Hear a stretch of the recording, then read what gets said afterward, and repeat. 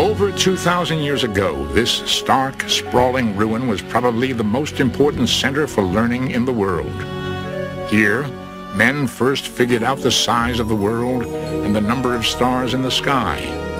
There were laboratories, gardens, a medical school, and over 500,000 books.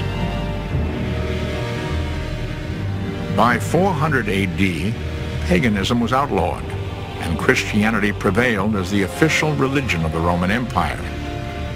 The Emperor Theodosius ordered the destruction of all monuments and temples which did not honor Christianity.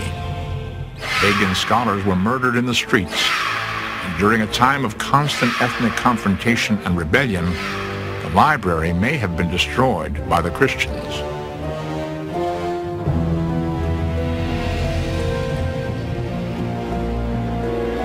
In 616, Alexandria was overtaken when the Persians conquered Egypt.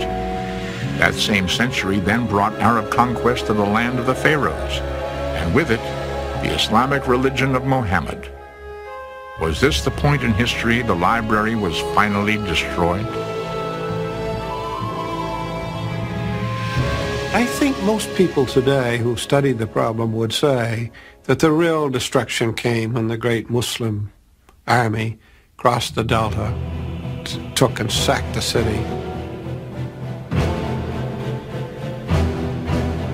Alexandria surrendered to the Arabs, who decreed that if the library's contents contradicted the Islamic faith, the book should be destroyed.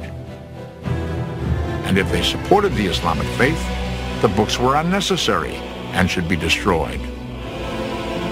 Either way, legend tells us that the Arab rulers ordered all of the books in the Alexandrian collection to be burned.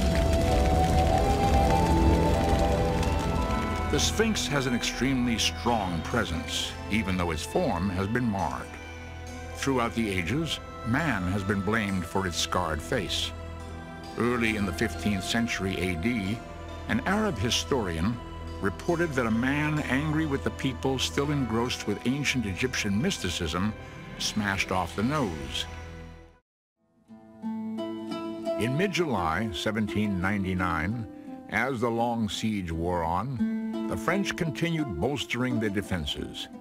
Situated along the Nile as it enters the Mediterranean Sea is a town called Rosetta. In order to rebuild the town's old Arabic fort, men under the command of Lieutenant Pierre Bouchard started to reconstruct the walls. Arabs commonly took material from ancient temples and used them in their own buildings. Unnoticed in these walls, buried since the time of the pharaohs, was a large stone tablet. While the soldiers tore down the fort's walls, the tablet was stumbled upon. Immediately, the soldiers noticed something strange and potentially valuable. Carved on this dusty stone were 3 types of writing: Greek, a common Egyptian script called demonic, and hieroglyphs.